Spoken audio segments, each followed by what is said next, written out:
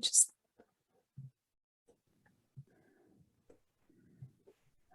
Okay, there we go. All right, so we have these slides, and what we can do after the workshop is share them with you as well. So, you know, feel free to take notes, but don't feel like you have to copy everything that's on the slides.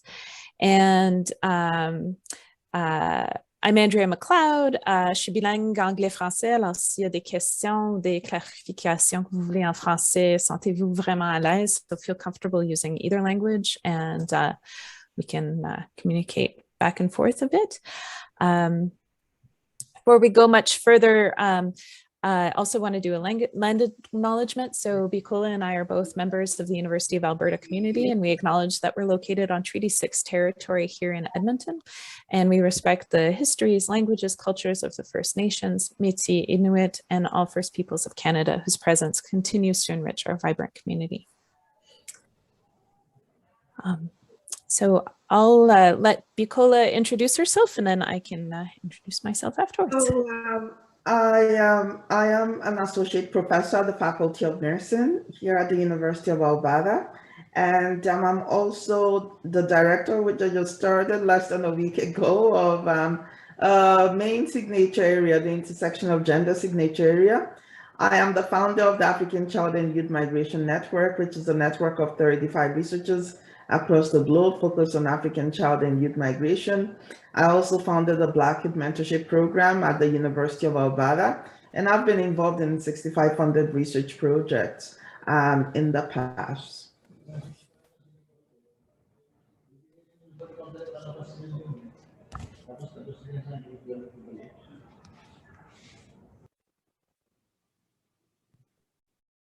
All right, and I'm Andrea MacLeod. I'm a full professor here at the University of Alberta as well, and my research focuses on language development of multilingual children, and many of whom are new Canadians. I have received a Canadian Research Chair from SSHRC in my area of research. I have a background, so I do have a clinical background in speech language pathology, and I'm in the faculty of rehab med. So I'm one of those researchers that also is in more of a health science, but does more social science type research, or really feel like there is that clinical and social implications. I have SSHRC funding. I had it for my postdoc. I've was successful in obtaining an Insight Development Grant, and then an Insight Grant, and also a Partnership Engage Grant over the past years. And if you want to follow me on Twitter, this is my handle. Go ahead, Bukola. I was wondering, because the group is quite small, yeah, I wonder if you know, the four of you also want to introduce yourself and you know what your research is about, and yeah, what your research is about. Yeah, I think that's a great idea. Do we have a volunteer?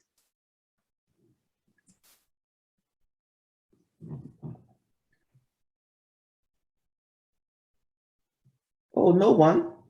Sure, I can introduce myself if you like. Break the ice here. Yeah, I'm Jeff McCrossan. I'm a social worker and couple and family therapist, probably first and foremost. A researcher second. Had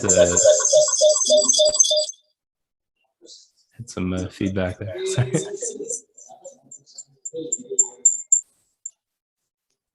was getting a bunch of feedback. Only your audio. Yeah. There we go. Maybe that's better. Yeah. Okay. Yeah, I'm a PhD student at McGill, and my research is in the area of family resilience in families of kids with neurodisabilities. Excellent. Thank you. Let's see. Like this floating bar that just blocked everything. There we go. Who would like to go next? Let's see. All your names. I can go hidden. next. Yeah, thank you. Okay, so my name is Neelam and I belong to University of Alberta. So by profession, I am a nurse. Currently, I am doing my PhD from University of Alberta. I'm in my final year of PhD. About my research. So for my research is focusing on adolescent girls who are basically Pakistani immigrant adolescent girls, and they came to Pakistan after some time. So either they are first generation or they are born here, but their parents are Pakistani. So first generation or second generation Pakistani girls. And I'm trying to look what are the sexual health challenges they are facing, because they are actually not allowed to go to the sex education classes. So they are facing a lot of challenges. Because basically in Pakistan, our religion, Islam, that doesn't allow people to get sex education classes. That's what people say. And I'm also looking at the consequences of those who are not getting the sexuality education. So how it's impact their psychological well-being and how it impacts their mental health. So right now I'm analyzing my findings, and yeah, that's about me. Thank you. Excellent, thank you. Would Catherine or Véronique like to go? Yes, you can go next if you want, Véronique. So I'm an assistant professor in nutrition at the Department of Nutrition at Montreal University. So I'm a dietitian by training and newly appointed faculty. So it's been only a few months. And my research focuses on nutrition in the perinatal period. So I'm looking at complementary feeding introduction and parental practices, for example, in the first years of life, and also nutrition during pregnancy and its impact on future health outcomes for the child. Super interesting, everyone. Catherine, or sorry, there's obviously a Catherine in my lab that we talk to every day. So Catherine.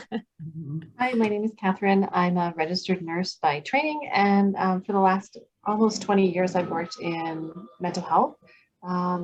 For about the last 12 years, I've been working primarily in a perinatal population, so an outpatient psychiatric clinic that looks at the mental health of women during their pregnancy and postpartum period. And then I'm a postdoc right now with the School of Medicine here at the University of Calgary, and my focus has shifted a little bit, going into more kind of early interventions, looking at youth and young adults. Right now we're rolling out an e-mental health platform in 10 communities across Alberta. Thanks for having me.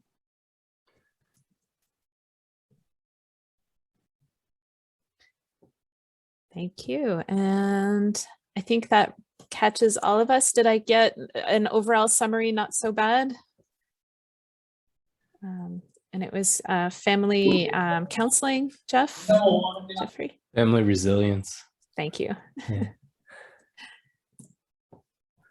Great.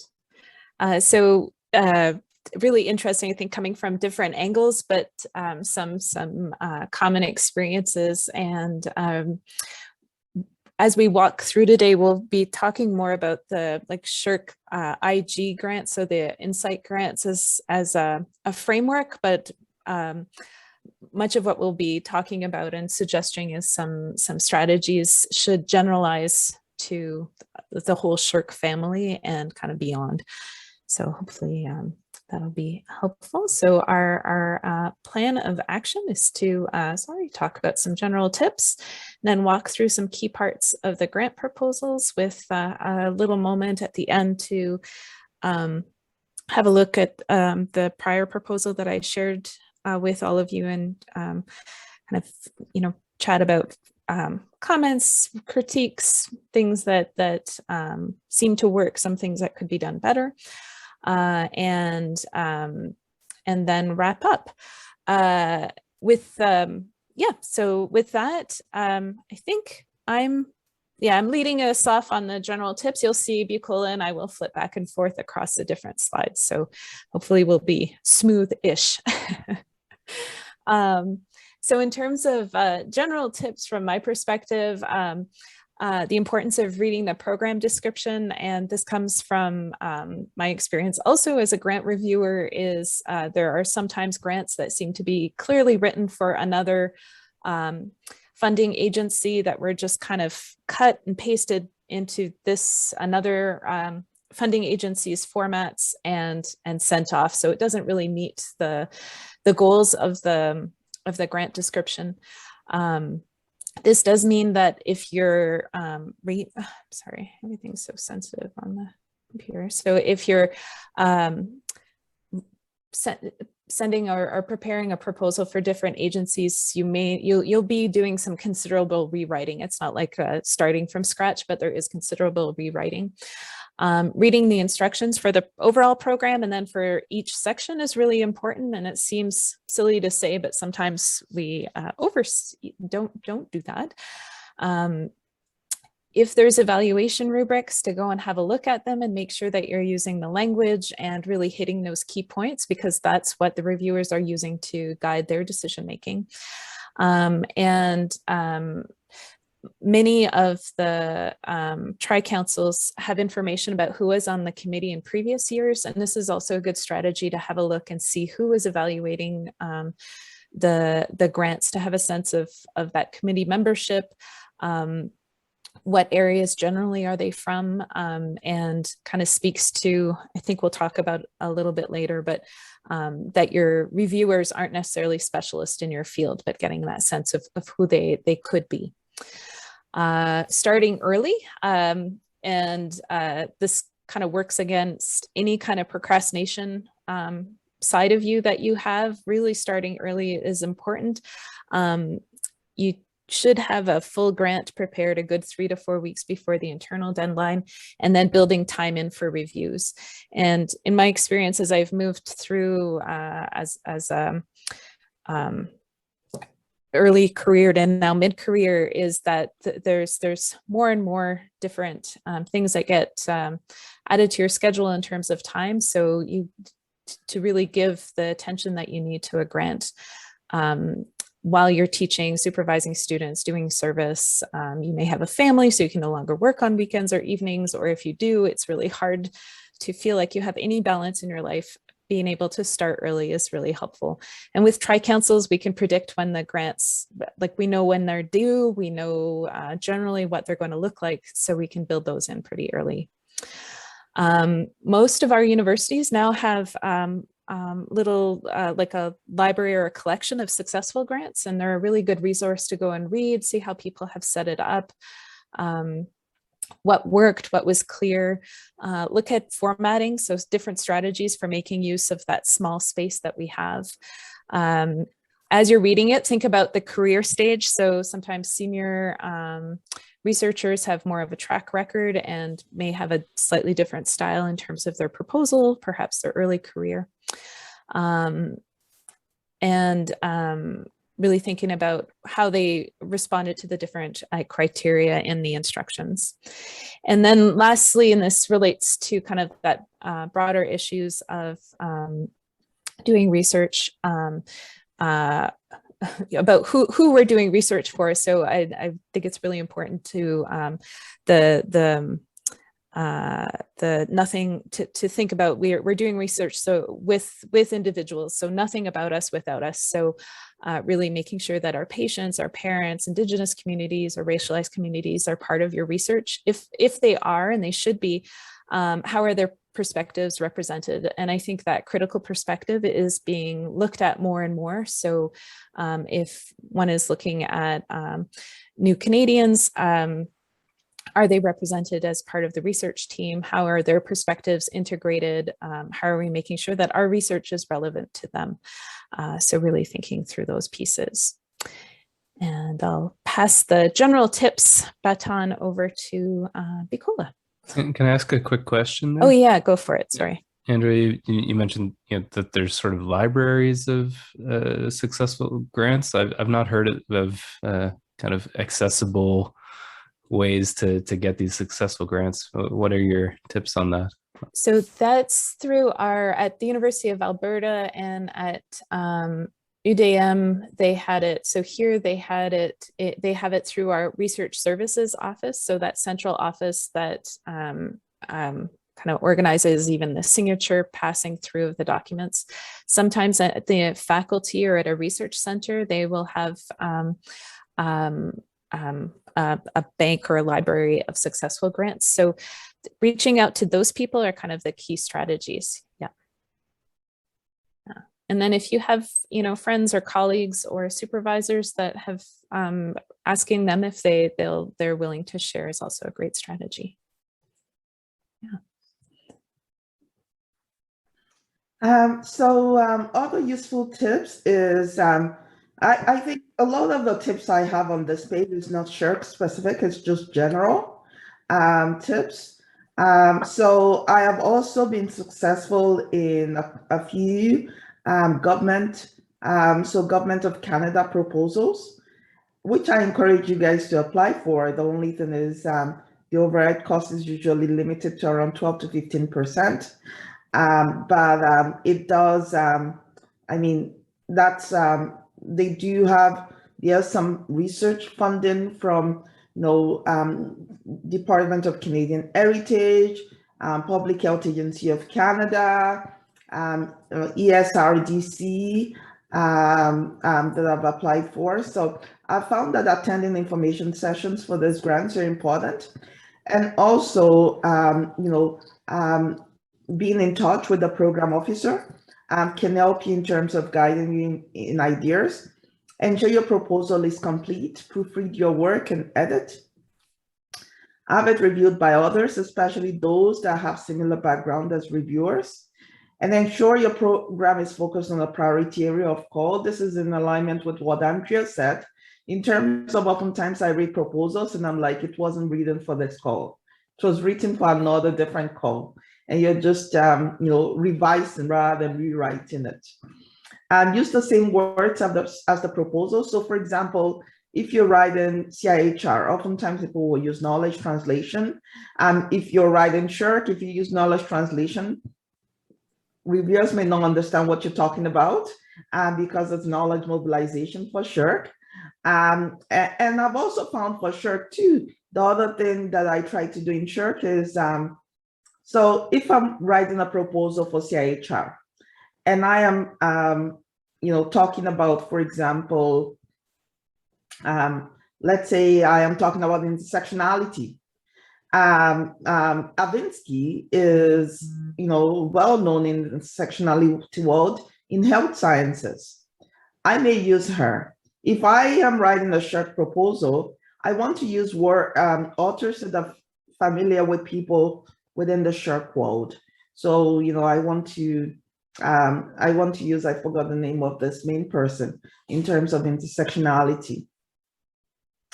I was writing, there was a few proposals I wrote for community agencies. So there was a call for proposals focused on Black communities and equipment grants. So I went on a spree and I wrote about 4 different proposals for Black community organizations to be able to get the grants. No, 3. I provided feedback on 1 and wrote 3. And I remember one of those organizations told me, no, we are African people of African descent. And I'm like, this proposal is asking for Black. So you're going to be Black for now. Not people of African descent. Well, thank God I pushed for it, because the comment that they got back, from the government was they are not Black, that they were African descent. But because I had written Black in the proposal, we could challenge it back, and they ended up being able to actually receive their funding. Because you can't deny, because I've written it 10,000 times, that they are Black. They are 100% of members on their board is Black. So it's very important to use the same word. Review against the evaluation criteria, enter appropriate format, and also positive relationship. So people have told me that, sometimes people develop, negative bias from, you don't want to keep submitting bad proposals to a review panel, because what happens is people may start developing negative bias towards you just based on the fact that they're used to you always submitting bad proposals. So you want to maintain a positive relationship and bias. Next slide, please. And in terms of the average reviewer is very busy. They're reviewing a lot of applications, maybe tired or sleepy or half asleep by the time they get to yours. And what's important is that you need to state your objectives early in the first paragraph. And you need to start with a clear title that really gets to the point. So I review some proposals and you don't really know what the person plans to do until like page 3 or page 5. And that's like, I mean, you would have lost the reviewer by then. So oftentimes in either 4 lines or half a paragraph, you state your objectives, a brief summary of the problem and objectives at the beginning of the proposal. Reviewers are also usually using a rubric.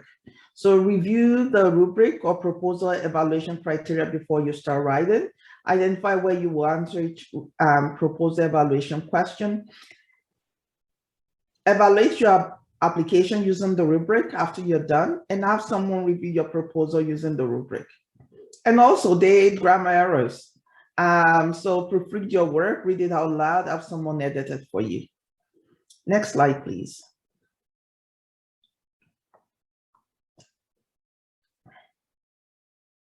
We'll talk about the key parts of a SSHRC grants, focusing on the project description, which is kind of at the heart of it all, but also the other pieces are key pieces. So don't do all your project description and then think that these are throwaway, well, the budget and knowledge mobilization, I'll do that in half a day and get it done. As we'll see, you can lose a grant because your budget isn't well justified. And kind of when those parts are sloppy, you lose again that confidence that you've built with your reviewer that you want to maintain. So oops, go start you back in Bukola, who's going to talk us through the introduction part of the project description. So in terms of the introduction, as I said, I usually want to start with a short paragraph at the beginning that summarizes the project and identify the purpose. So, start with probably a couple of lines that really state what the problem is and states the purpose. That's very important early on in the proposal because you don't want to again lose the reviewer. Short setting of context to frame the project.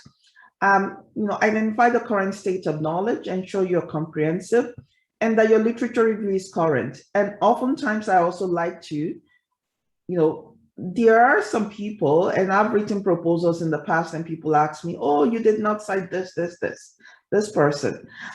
So there are some people that that they are major players in the field. You want to make sure that you cite the major players in the field at least, so that people know that you are aware of that information. What are the gaps in the literature? What research have you done in the past? So oftentimes it's also good to show how this research builds on your past work. So you don't want to have a proposal that, really, that people feel that you're coming into this new and, you've not really set the stage up front, especially if you're applying for a CIHR or a SSHRC. If you're applying for a $5,000 grant, it's not as important because you're doing pilot work. But for CIHR and SSHRC, you want to show that you have maybe some pilot work or at least some initial ideas that got you to the stage. How does your research fit? So what? So why do we need to look at family resilience? What are the implications of family resilience?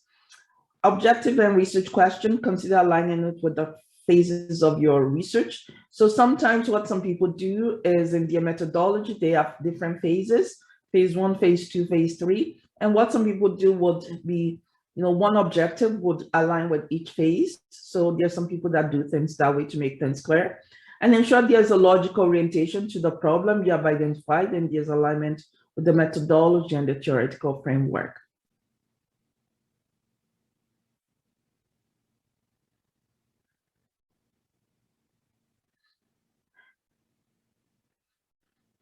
So here is, I'm sorry, this is small. Here is a short proposal that I submitted, and this was submitted to Short Partnership Development Grant. Oh, the other thing that you need to be aware of is also success rate of different grants. So success rate varies a lot.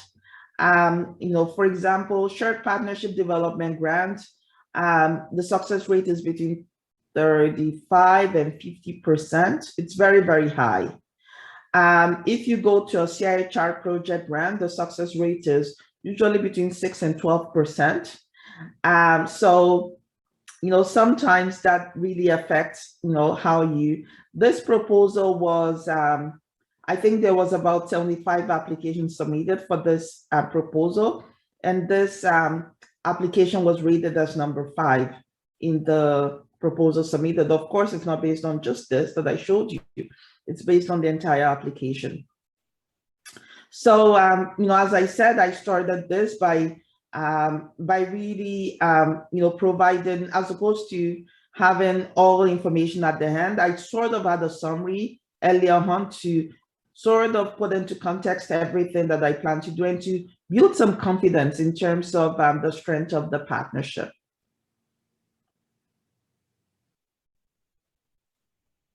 Next slide, please.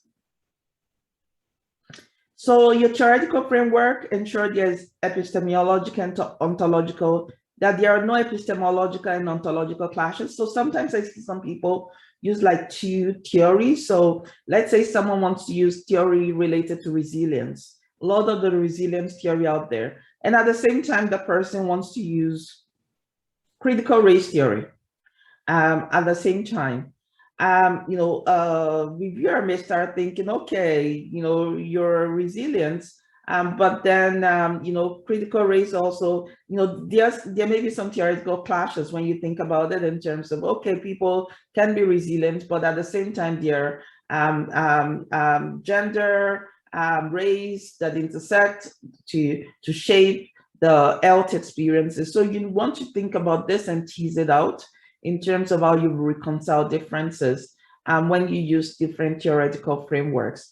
What are the methodological implications? So I see, there's some people that would, write a theory and it's almost like that theory sitting out there and not connected to anything else. So at some point in your methodology, you want to bring back the theory or it's informant. I submitted a shared partnership grant proposal where I said, it wasn't funded. And I think the proposal was quite beautiful. And I said I was going to use a critical race theory. And critical race theory talks about, race, the impact of race on experiences. And it also talks about counter stories. So developing counter stories to challenge, people's experiences and positions. And in my methodology, I also said I was going to use quantitative approaches. I think the reviewers got confused in terms of how will counter stories play out in some of the ways that I have framed my methodologies. So alignment between your theory and your methodology is quite important. So in what ways, so if I was using intersectionality approach, in what ways, how does that shape my research questions and what I ask? If I was, sorry, I keep remembering just Geoffrey's theoretical approach of resilience. So I keep talking about resilience. But in what ways does knowledge related to resilience shape what my research questions are going to be, how I analyze data, or even, sometimes, your theoretical framework may also shape who you collect data from or how you collect the data. How does your theoretical framework affect what you study and how you complete your study? Next slide, please. I think you're next.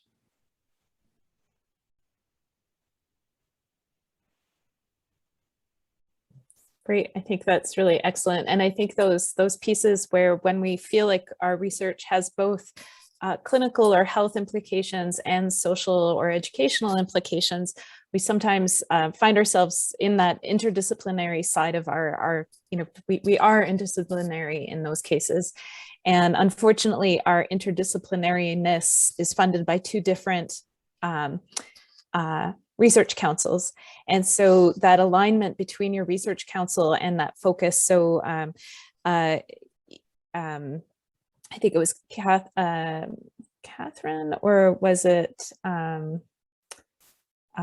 that I need to go back, that was looking at, but when we, for example, mental health is a really great example where if it's a more of a CIHR focus, we may talk about mental health. And then if it's more SSHRC, we're talking about mental well-being and talking about the social consequences of mental health or well-being versus the clinical health consequences. And in my area, which is communication disorders, it's a similar thing. So what are the educational consequences of that communication disorder versus the health? And so I'll focus more on the educational outcomes when I'm working within a SSHRC framework. So as we move into the methodology considerations, I pulled out how the Insight grants talk about what are the key evaluations and how they're what is evaluated in your grant. So in the project description, the goal is to describe the proposed research in enough detail to allow informed assessment by committee members. So it's quite broad. And then there's a score that's allotted to the different components of your grant. So your methodology will be able to respond to the challenge end of the grant, so appropriateness of the methods and approach. You will also be speaking to feasibility criteria, so appropriateness of the proposed timelines, the probability that the objectives will be met. So you need to dream big enough that it makes sense. This is why we're asking for this amount of money and taking on this project, but it has to be feasible within the time frame. Expertise of the applicant and the team can also be shown through your description of your methodology. So you know what you're talking about, and you are using approaches that are reviewed before. The methodology can also help frame the budget. So that link between your methods and your requested budget, and that it shows in terms of your capability or your research team's capability to succeed, that that you have the expertise. So it's that methodology is really that opportunity to build trust with your reviewer that you have the expertise. So if we move into a few details, you want to be describing the proposed research strategies. So thinking about who is your audience. So when we write for journal articles, we're typically writing for a much more focused, knowledgeable audience than our grants. So in this context, you want to make it, you want to have a clear link between your background and review towards your methodology. So even if somebody's not a specialist in your area, they feel like, yes, I understand the logic of the methods that are being proposed. And for those that are specialists in your area, which you will also have a few of the readers that they are convinced that this is the right strategy and that you haven't overlooked some details. Again, that alignment piece that we talked about. Sometimes you're doing something new. So you may be taking on a new methodological approach to understand a problem. Make sure you say that and justify why a novel approach is needed or how this is going to fit. It can be really exciting to be doing something to attacking a problem with a new strategy or a new method. But you don't want the reviewer to think like, this doesn't make sense, this doesn't follow on previous research, right? So you want to be building that thread. Think about your key activities and how they align with your research questions and your hypotheses. So really keeping that string, in French, there's an expression, our fil conducteur, so that thread that ties everything together, make sure it's clear. So you want to demonstrate your capability by presenting the steps of your study. They should be appropriate for your theoretical framework. It's an opportunity also to cite references to this approach. By citing others, you're showing that you have a knowledge of your field. When you cite yourself, you're showing that you have experience with the method. So it's a good to do a bit of both, right? Like this is a classic speech perception task, cite that person who's done it, who's the leader in it, and then also an example of when you've used it. You may have just piloted it, piloted a new, maybe a new method for you, but this is kind of a nice opportunity to use poster or talk presentations leading up to your research proposal to build in those. You know, I may not have a published paper yet, but I have used this and I have talked about it in a public setting.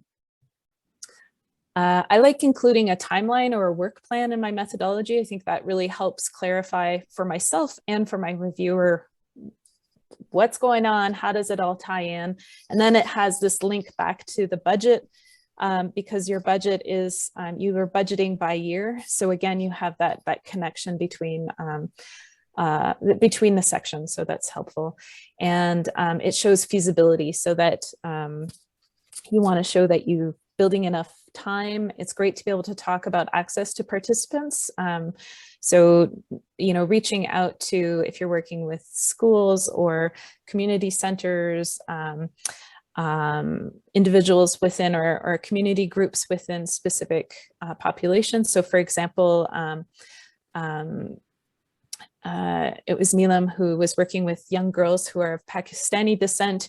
If you say, well, I'm going to interview or I'm going to sample 1,000 girls between the age of 12 and 15 in 1 year in Edmonton, you better be able to show that there are like well beyond that, so that that you're sampling. And you may be able to say, you know, I'm sampling 20, and that's because this is a good representation of the community. It's a small community. It's really important that we study and we understand and we work with them.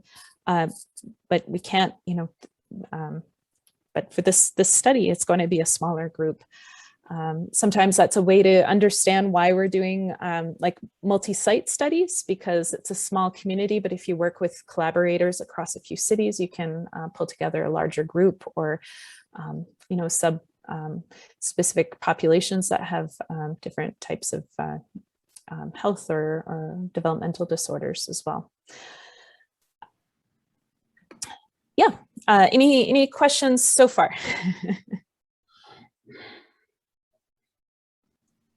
I do have questions. Yeah, go for it. Two that came up that I just noted here. So one, what Bukola said earlier about sort of creating I don't know, some sort of reputation for yourself as somebody submitting proposals. I was wondering, you know, are grant reviewers actually that likely to see your proposals come through? Are they going to recognize you, or I was under the impression that, you know, that these reviewers would kind of change on a regular basis. The other question I had was, you know, I don't have experience applying for you know, these project grants, but for like doctoral studies, you're not allowed to apply for both CIHR and SSHRC. And I'm wondering if that's the same for these larger studies and these sort of, you know, project grants, because I was able to get around it, you know, not applying for CIHR, but I was able to get a Quebec FRQS funding from them as well as from SSHRC.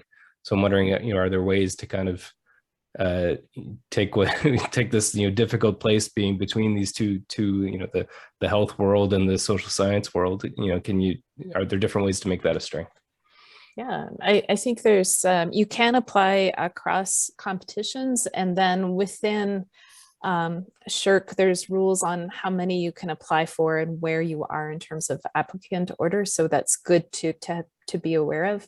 And there, you may be, often you're asked what is your current funding that you have. So if you already have a SSHRC, it's wise to really frame how this is different, how this is complementary, and getting at, you know, maybe it's the other half of the bigger question that you have. And then the reviewers, you can go back to the same committee, and there's often some, well, you are more likely to be going back to the same committee from one grant to another, because if you apply, I often apply either in an education or linguistics committees are kind of where I end up. So there is some continuity to the membership, and it's more linked to if you're submitting kind of poorly written, not well thought out, clearly, you know, last minute things, it doesn't, it's not helpful to be doing that regularly. But if you're submitting a strong grant that was just at the tipping point of being funded, it's totally great and wonderful and important to resubmit to that committee. And I believe in SSHRC, I believe in CIHR, but definitely in SSHRC, there's an extra page if you're resubmitting to be able to respond to the committee, to the comments from the last round. So not doing any changes is, I mean, it's kind of like the peer review process. It's not a wise strategy. So how do you integrate and respond to the comments? And my experience, you sometimes get new comments, and you know, have to kind of figure out how that goes. And every once in a while, well, not every once in a while, you also, funding does eventually arrive. So that's good too. Any other, yeah, go for it, Bukola. So just to summarize what Andrea said, so you can hold the CIHR and the SSHRC grant at the same time. The only thing is it has to be different projects, different purpose. So for example, for you looking at family resilience, if you're looking at, for example, the impact of family resilience on the mental health of children, right? And you'll submit that to CIHR. And let's say you're looking at, resilience among men, and the social outcomes of resilience among men, and you submit to a SSHRC, it's probably possible that you hold both at that you can probably hold both at the same time. So for the purpose of the research and the focus, and that there's no overlap in what you're doing, you would, in terms of SSHRC, SSHRC has rules related to grants that you can hold. So for example, a SSHRC, I think you can't apply for a SSHRC Insight and a SSHRC Insight Development grant in the same year. So you can only apply to one of those. You can't hold the partnership develop. You can hold the Insight Development and the Insight grant, I think, at the same time. You cannot hold the partnership development and the partnership grant at the same time. So there's some, small rules here and there about what you can't hold two Insight grants of SSHRC at the same time. So there are some rules in terms of what you can hold with SSHRC and what you can't. Do those rules change about as often as they do for no, at least the 2000, I started this in 2004, and the rules for SSHRC has been in place. Okay. It's not changed in terms of if you can, what you can apply for within SSHRC, and it hasn't changed. It's not changed. But the good news is, as opposed to a doctoral student where you can't apply to a SSHRC and a CIHR, as a researcher you can apply to both. And there are several researchers that they will hold 2 or 3 grants at the same time. That is quite common in research world, to hold 2 or 3 grants at the same time. And there are some people that will hold 2 SSHRCs at the same time, or 1 SSHRC and 1 CIHR, or 2 CIHRs at the same time. The only thing with SSHRC is that you can't hold like the same funding call, like an Insight, 2 at the same time.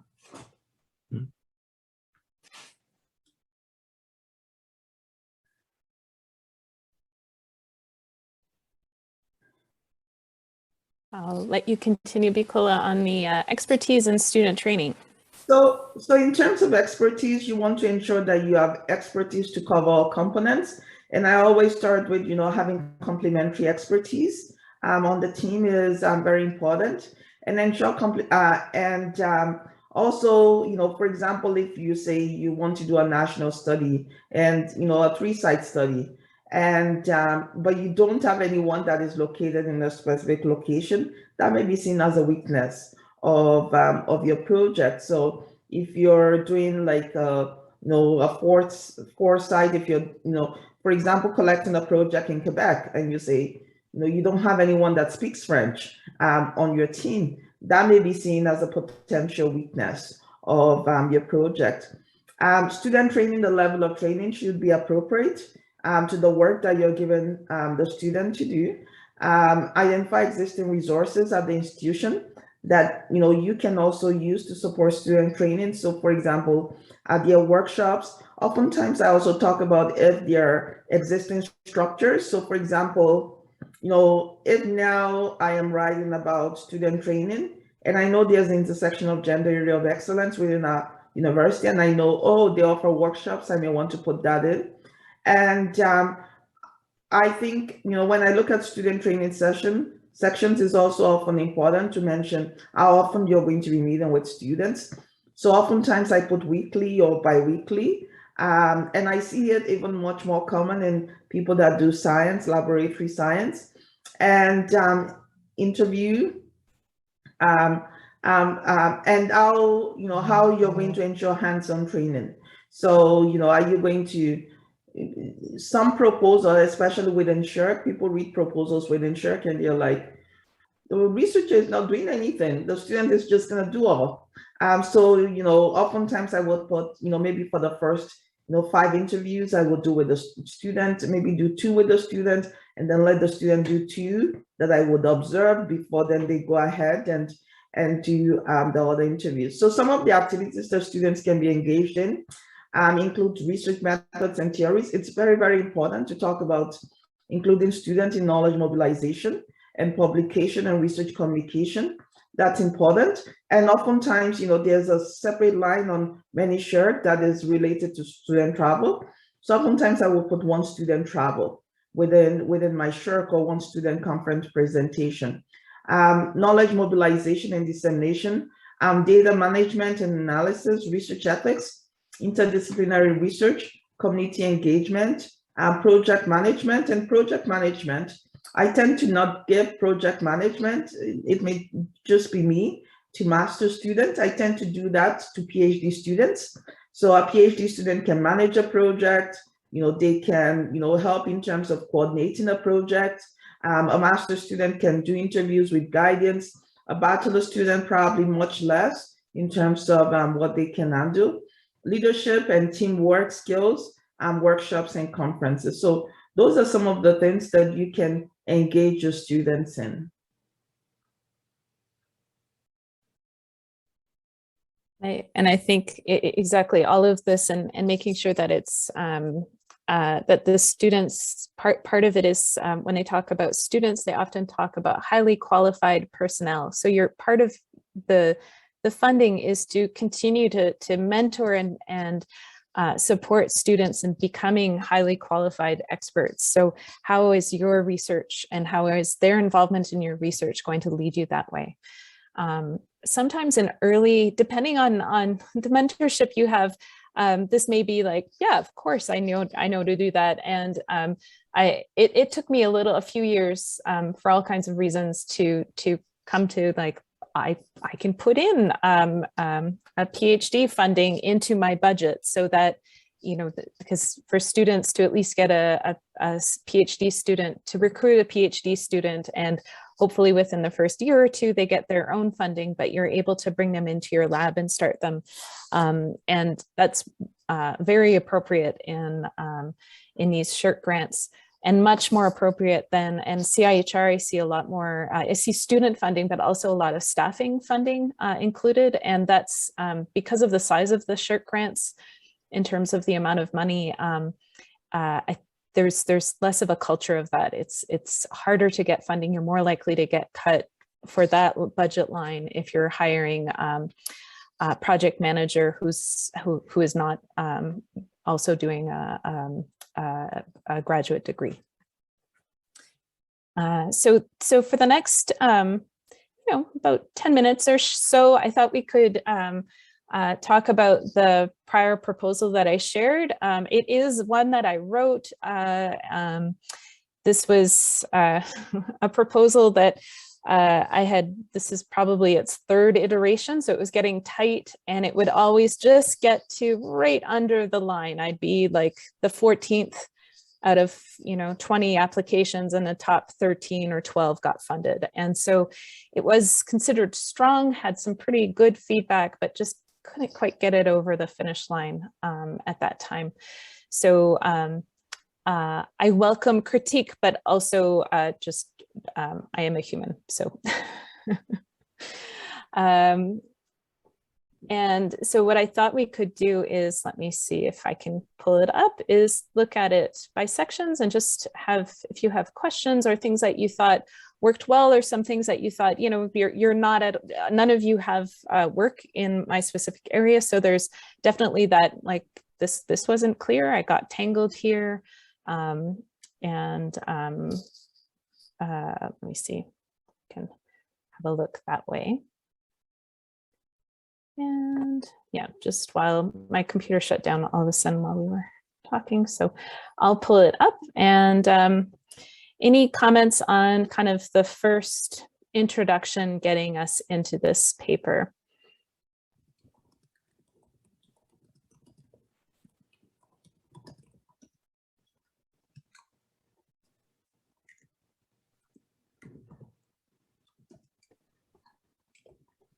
Sorry, this paper, this proposal. All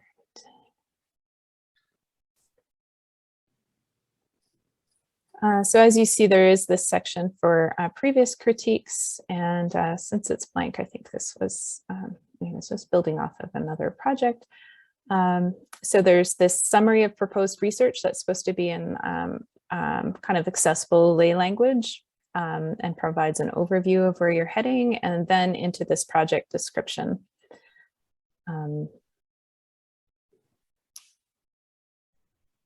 I think sorry, I'm just gonna talk. Yeah, go for it. I think what I like about this is it started with objectives early on, and the use of diagram to kind of illustrate what you're thinking of doing. So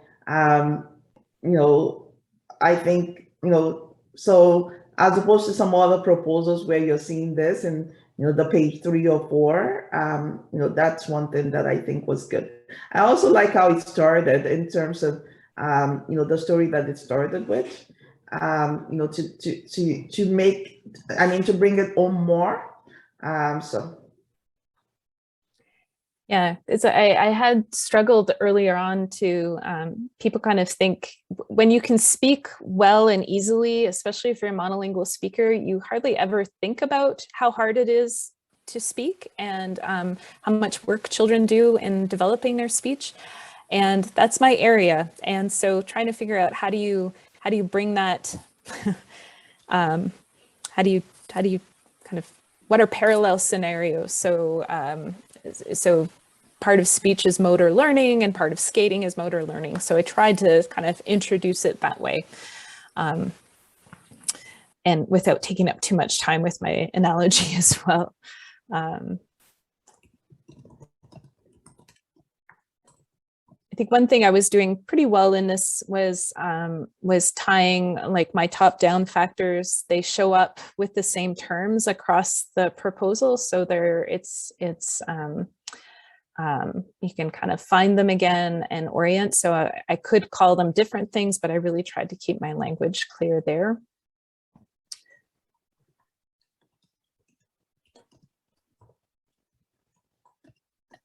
I'll say one thing that I did struggle with this one is there's a few different models that are relevant models or theories with a small t that are relevant for this work. And it was challenging to build them in a way that wasn't confusing. And I'm not convinced I quite got there. So there's kind of approaches to studying bilinguals. And then there's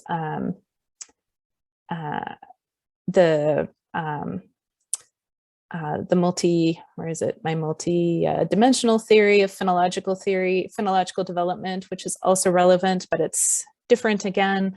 So I think that was the piece that I still needed to figure out how to tie in better.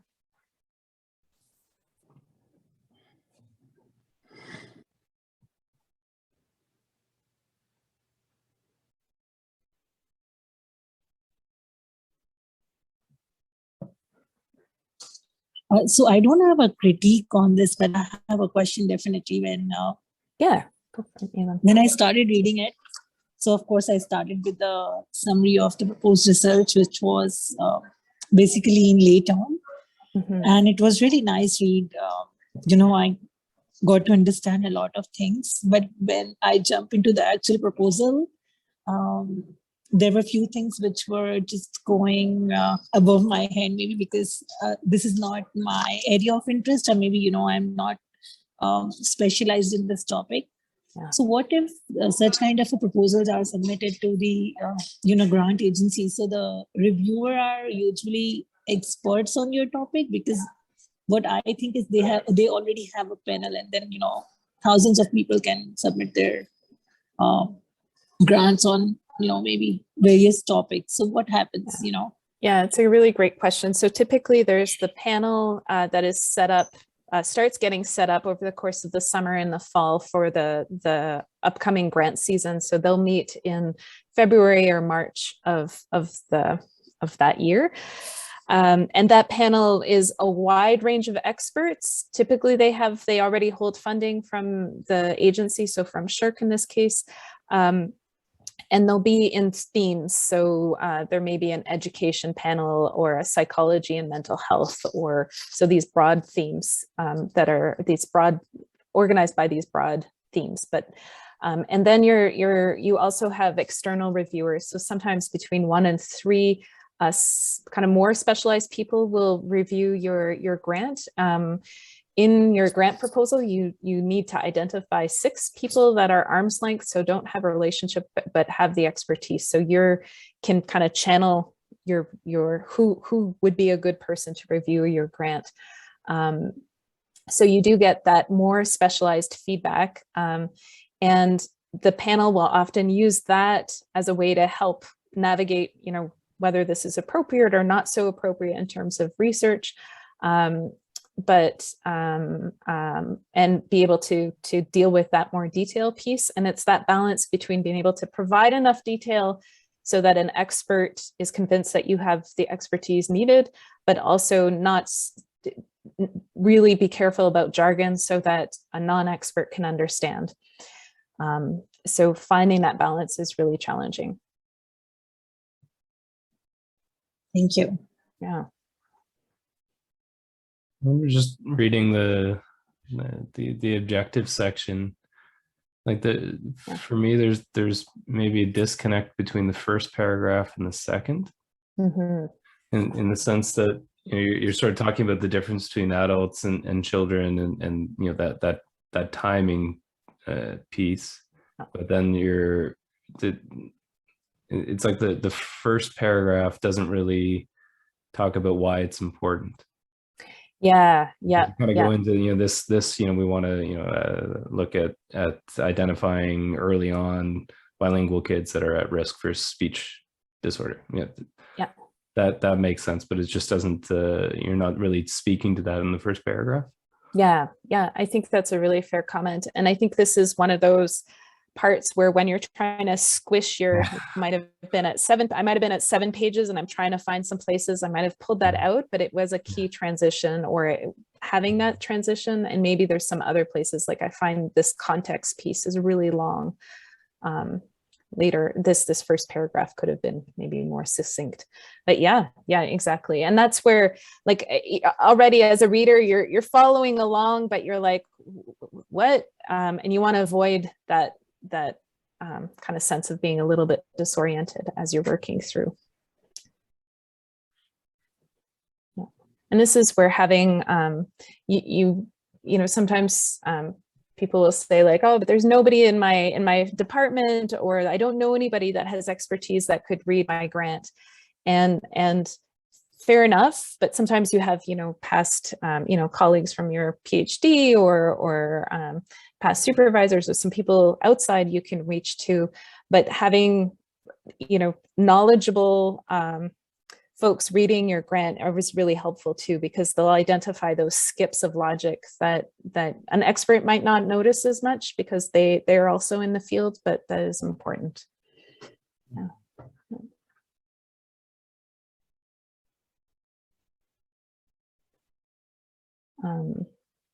It's a frustrating thing, isn't it? Like where it's like, clearly this is an important area of research, but so much work has to be done to like guide people to see it right away without any kind of like it feels so unforgiving, doesn't it? Yeah. and because it's unidirectional, right? There's no opportunity for somebody saying, oh, but can you tell me more about that? It's like, nope. It's if you weren't able to sell it the first round, you have to wait and try to get it in again. Bureaucracy of it all. Yeah.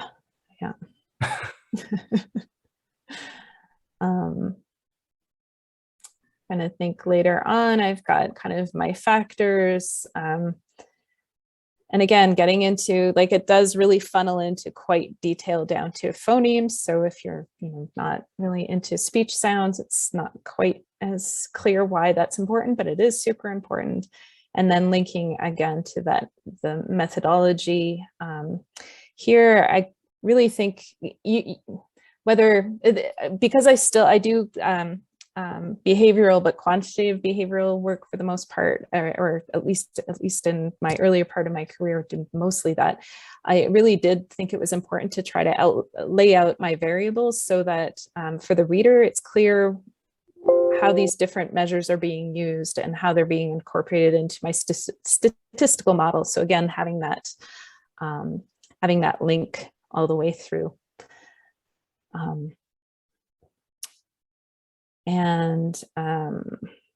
Again, linking my data analysis with my budget, which I'll talk about a little bit later. So it gets, it's a pretty dense 6 pages. Visually, if you see, I've tried to use bolding to highlight key information. I've used, like in my field, we tend to use APA citation, but to save place, I've used numbers, which is another strategy. So bolding, kind of reusing titles. So this context is one of the pieces that SSHRC wants to hear about. So it's there. So you can't say I didn't talk about context. I told you I did. Using some small tables when possible to kind of simplify information. And sometimes I'll put a figure or a table in and I'll realize it's not really saving me much space. Sometimes it's giving a bit of breathing room, so I'll leave it in, but really kind of flipping back and forth a little bit to see what works best. So some ways to break up the white space and give the reader, or break up the page to give the reader some guiding points to move through, I think are helpful without going overboard.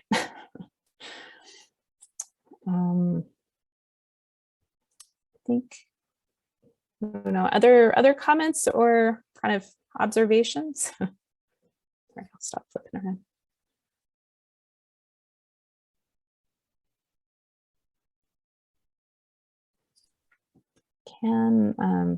I had pulled up the feedback from the grant, but my computer just shut down. So let's see if I can pull it up again. What was interesting is at this grant, the external feedback was generally, again, quite good, but wanted more details, some more methodological details. So even when it seems like there's enough, there may not be enough. So let's see if I can share this. Partage.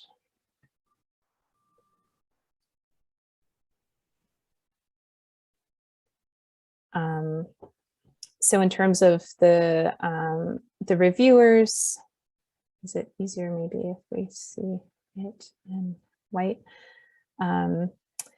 they wanted, like SES came up in a few different times. So talking more explicitly about SES as a covariable, which fair enough. They wanted to think about what kind of advice that, what are some of I talked about outcomes being able to provide feedback to parents and teachers about different strategies. So they wanted more details around what that could look like.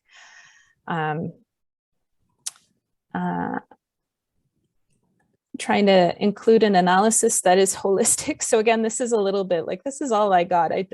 What exactly do you mean by holistic? I don't know. So trying to read into it a little bit, but looking at, I think, not just speech sound by speech sound, but a general overview was kind of the way I interpreted it. More details about theoretical explanations. Some ways it was too broad in scope, more links to theoretical models, which again, anyway, so there's sometimes really does feel like you're Goldilocks trying to find the right chair for the right group within 6 pages. So taking these with a grain of salt, trying to think about how they can be incorporated without completely losing your way is a challenge, but this is helpful, right? These are some really constructive pieces. And at no point did somebody say, like, I don't understand why you're doing this, which is also heartening. So I felt like I had gotten some good reviewers that understood the research, and that, some pretty minor changes might kind of get it over the finish line on the next round. So I will get us back to our slides, but feel free to just interrupt me with questions. There we go.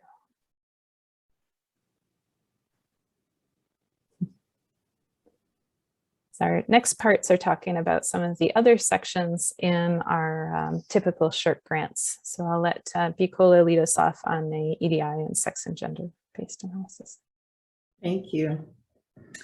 So in terms of sex and gender-based analysis plus is an approach that systematically examines sex-based biology and gender, which is social-cultural differences between men, women, boys, girls, and people with diverse gender identities.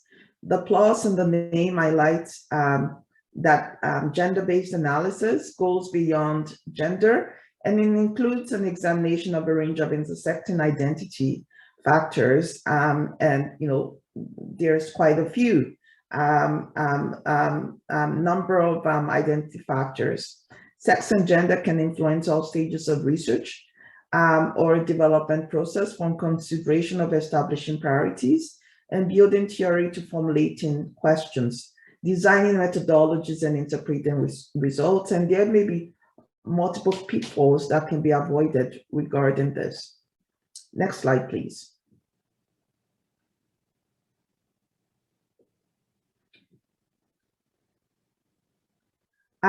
Sex refers to a set of biological attributes in humans and animals. It's primarily associated with physical and physiological features such as chromosome, your gene expression, your hormone levels, while gender refers to socially constructed roles, behavior expressions, and identities of girls, women, boys, men, and diverse gender groups. It influences how people perceive themselves and each other and how they act and interact, and also the distribution of power and resources in the society. And gender identity should not be confined to binary, girl or woman, boy, girl, nor is it static. It exists along a continuum and can change over time. There is considerable diversity in how people and groups understand, experience, and express gender through roles they take on, the expectations placed on them, relations with others, and the complex ways that gender is institutionalized. Next slide, please. So some of the good practice in terms of gender and sex includes consideration in your literature review, report what is known about gender theories and intersectionality in the field of study where relevant, describe how gender will be measured or investigated or analyzed in your study. And for your recruitment method, ensure that you address bias and that you mitigate bias in terms of gender. So, I am a reviewer for a journal here in Canada, and I was just reviewing a paper, and about 80% of those that participated in a survey related to mental health were from one single, were all females. It really makes me think, if it's that skewed, what are the chances that the results also will be skewed in terms of, so is the result, is it, to what extent is it true, or if it's qualitative, multiple truths. Analysis describe how implementation and knowledge translation consider aspects of gender. So who is, so for example, advisory committee, if you have an advisory committee, who is on your advisory committee? How diverse is your advisory committee? And if you're presenting, who are you presenting to and how diverse? Demonstrating understanding of sex and gender. Next slide, please. So some of the issues that I have seen in some, work that I have, reviews that I have done in the past, and this is not just SHRC, this is across multiple, is talking representation. So sometimes, there'll just be one person and it keeps getting emphasized, or just one thing. And, the role of equity focus groups who are members on the team relevant to their career stage is also important. Equitable research benefits. So is the research, to what extent is the research also of benefit to the community that you're drawing data from? Adequate knowledge and reward for equity focus groups. So I once read a proposal where the coordinator for the proposal was going to get paid $100 per hour. And this was a proposal for poor Black women in a low-income community in Toronto. And they would have to take a bus to get somewhere. There was no money that was allocated to, transportation for them. There was no money that was allocated to food. And this is women that have, some of whom are experiencing postpartum depression. There was no money related to childcare, but we had $100 per hour related to research coordinator, which raises red flags for me. A reward, not just reward and compensation, so that people, addressing ways in terms of removing barriers for people of diverse ethnic background and diverse gender to be able to participate. Address embedded systemic inequities. Expertise on the team and past work with diverse population is often good to talk about. How will equity seeking groups be trained? Is training or mentorship equitable? And how are you recruited? So there are times when people will tell me in a grant that, I would recruit through networks. And then I look at you and I'm like, what are the chances that people in your network will be people that don't look like you, that are high income, or maybe their parents are high income, that have the same race as you and probably gender as you? So it's often good if you're going to recruit. I always advocate that, also sending, one thing I often do is also sending recruitment flyers to student equity. So if I want to recruit graduate students, and I know I want it to be diverse, you send the flyer, you post it online to websites so that everyone can see it. And if I want to even increase the chances that I'm going to get application from an Indigenous student or a Black student, I send it to a Black student group or an Indigenous student group, because then I know that at least they're going to see through that. How have you conceptualized gender? So are you thinking, male or female has gender? Or how have you looked at gender identity? Do you think gender identity can just be a male or female? Does the knowledge mobilization plan consider equity, diversity, and inclusion and efforts made to disseminate to diverse audiences? Have you taken into consideration unconscious bias? and, monolithic framing of diverse population and not considering intersecting influences, and so focused on culture. So I've seen sometimes when the focus is on culture and racism, and race is not discussed. Next slide, please.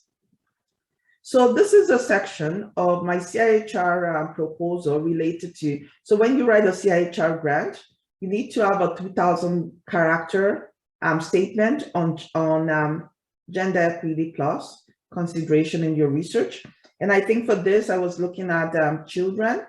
And, part of what I said is we acknowledge the centrality of gender and sex in shaping the health of Black children. Actually, I think I talk more about this from a gender perspective rather than sex. Our use of a feminist intersectionality perspective does not imply a focus on women or girls or cisgender males and females. Rather, we see gender as linked to concept of class, race, and ethnicity, and as analytical tools to understanding social and relational processes. During data collection, we'll strive for maximum variation sampling with respect to gender of parents and of children. Demographic questions on gender will be open-ended to ensure we are not restricted to binary conceptualization of gender. And there are different ways to do that in terms of, it could be, some people say, what is your gender identity, and just put blank. The problem with that sometimes is that it may increase your chances of missing data.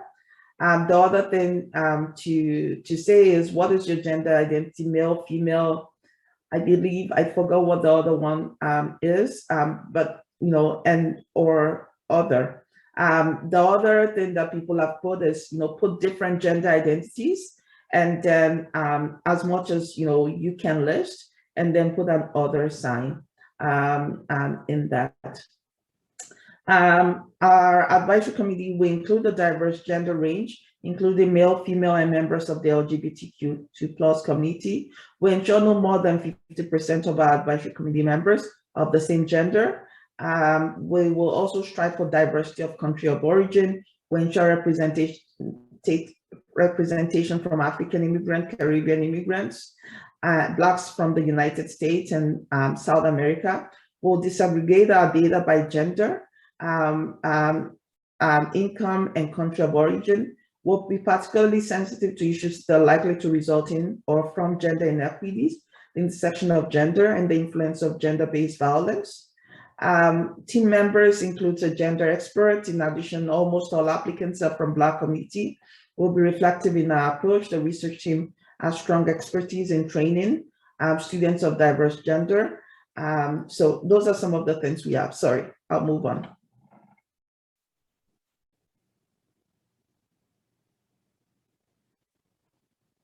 So in the proposal that I sent along, we can look at it with that lens. I don't think we have quite the time, but at that time there wasn't as much of an emphasis, and there are some things that I would do differently, 10 years later, but it was a beginning.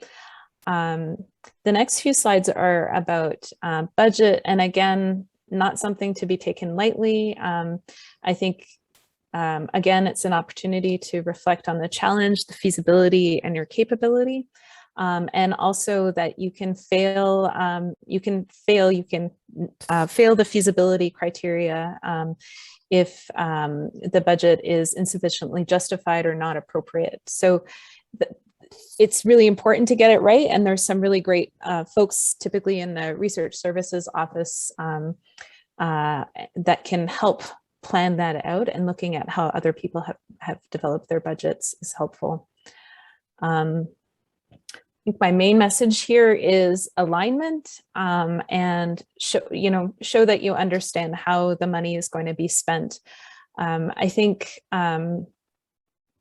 that for some students coming out of their PhD, it can be really hard to do your budget because you're used to doing it all by yourself. And so figuring out, well, how much time did I spend doing that? And remembering that as you're moving forward, you're going to have other responsibilities, so that you do need help. You do need RAs to help along, and that they should be contributing in meaningful ways and getting recognition for that contribution. So building in the budget is really helpful. travel costs, which are, of course, with COVID a little bit different at the moment, but still trying to build those in, and thinking clearly about who you can hire. So although postdocs are allowed, committees may replace them with PhDs, so they may see that as an opportunity to save some money. And again, especially with SSHRC focusing on students rather than non-students. If you need a project manager who's not a student, really justifying why that's important. And it may be, for example, that having a person who works part-time for you and part-time for a community organization really ensures that there's that ongoing collaboration and that it's essential for the data collection and, interpreting and for making sure that your research, meets the needs of the community. There's some strategies for justifying it, but just remember that you'll need to. As we wrap up, we'll just have a look at knowledge mobilization. And again, they've got a pretty good description. There's some good workshop or extra information about knowledge mobilization on the SSHRC website. In general, the tri-councils and including SSHRC have a lot of really good resources to do your own training around sex and gender, plus bias, EDI, indigeneity, knowledge mobilization. There's some really great training modules. And I encourage everyone that I work with to use a framework to guide the description. This is just like an example of something that we ended up doing, but really thinking about what's your objective, who's your audience, what are their needs, what knowledge mobilization will support them, and what are indicators of success. So again, this isn't something that, although it's not the central part of your proposal, you don't want to be losing out on funding just because you didn't quite get this part figured out well before the submission deadline. So spending a bit of time and using the references. And Bukola has shared one of her knowledge mobilization plans as well. So I like to, when I do my knowledge mobilization, I like to have like a purpose for each. One purpose directed at policy makers, a purpose directed at usually one directed at policy, one directed at practice, but I've mixed it up here. One directed at the main recipients of service, or the population affected, and also at academic committee. The other thing I tend to do is I tend to underline some of the main things that I plan to deliver. I find this approach it's worked for me in the past, and I've tend not to have too much issues related to knowledge mobilization, both within my SSHRC grants and also within my CIR grants. So just to wrap us up, I think remembering that qui ne tente rien n'a rien. So if you don't try, nothing's going to come out of it. Every submitted proposal is important. It's an important learning experience, and it really is worth celebrating. I mean, it's a big accomplishment. I found it that even if it doesn't get funded, it gives me a chance to plan out, and because you're typically planning anywhere from 1 to 5 or 7 years into your future. So it is really helpful for that grounding of where am I going? What are the key parts? And typically a big proposal can help you apply for those smaller ones that sometimes you only have a week to prepare for, and it's maybe $5,000 or $10,000. So you have pieces that you can break down into that smaller proposal and at least get some pilot data and get your research moving forward. So kind of seeing it as a yes, it can lead to funding, which is amazing, but it can also serve a lot of other purposes in your research career. And often, as an early career researcher, you're just submitting strong grants is seen as a positive step forward. So, of course, getting the grant is also very important, but getting good reviews in your first few years is a really strong indicator that you're well on your way in becoming an independent researcher, which is important in that tenure track process. So right about a minute under, we might have a time for a quick question. And then if you have questions that come to you afterwards, we both welcome you to reach out, and we're happy to share our insight or feedback, the answers if we have them.